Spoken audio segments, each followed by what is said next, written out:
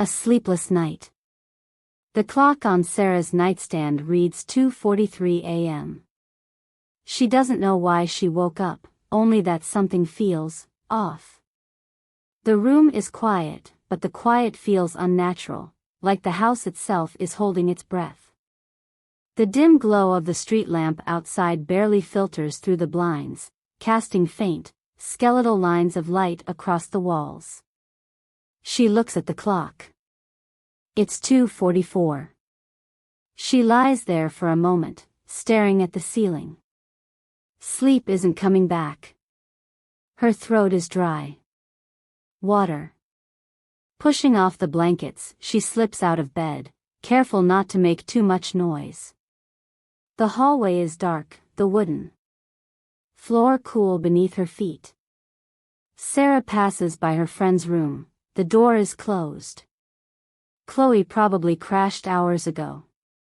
Downstairs, the kitchen is bathed in the soft blue glow of the microwave clock. She grabs a glass from the cupboard, fills it at the sink, and lifts it to her lips. And that's when she sees him. Her neighbor Logan. That's definitely him. He's standing still, facing away, leaning back, unnaturally, staring at the moon. His head twitches once, then again, like something is wrong. A knife dangles from his grip, catching the distant glow of the moon. Then, slowly, too slowly, his head turns. Not his shoulders, not his body. Just his head, twisting back toward you at an angle that makes your stomach churn. His eyes, two hollow pits in the dark, lock onto hers. The glass trembles slightly in Sarah's hand. And then, he moves. Staggering towards her, backward. Sarah's hand shoots out, fingers wrapping around the cold handle of a kitchen knife. His pulse pounds in her ears as she steps back, the blade clutched tight in her grip. Outside, her neighbor barrels forward, bare feet slapping against the grass, breath visible in the cold night air. His face, partially obscured by darkness, is twisted, wild. His eyes, locked on her through the window. The window is the only thing between you. Then, the backyard light flares to life. For a split second, the harsh glow illuminates him fully. His clothes are torn, smeared with something dark. His mouth is slightly open, lips dry and cracked. But the worst part, his skin. Pale, almost gray, marred by deep scratches across his arms and neck. Like he's been clawing at himself. As the light flickers, his expression changes. He stumbles, skidding to a stop just short of the glass. His breathing is ragged, uneven. He tilts his head slightly, like he's listening to something she can't hear. Then, without warning, he jerks his gaze past her deeper into the home. Something is in the house. For a split second, she forces herself to focus. His face twitches, eyes darting, unfocused but desperate. His breath is shallow, erratic. Like he's on the edge of panic or collapse. The way his fingers clutch the knife is strange, tight, but not poised to strike. More like he's holding onto it for dear life. And then there's his expression. Beneath the wildness, beneath the sweat and the scratches, there's something else. Fear. Not of Sarah. Of something else. He isn't attacking. He's reacting. And he's still staring past her. Sarah's body moves before your mind can catch up. Her grip tightens on the knife, flipping it into a reverse hold as she twists, swings in a wide, desperate arc. The blade cuts through empty air.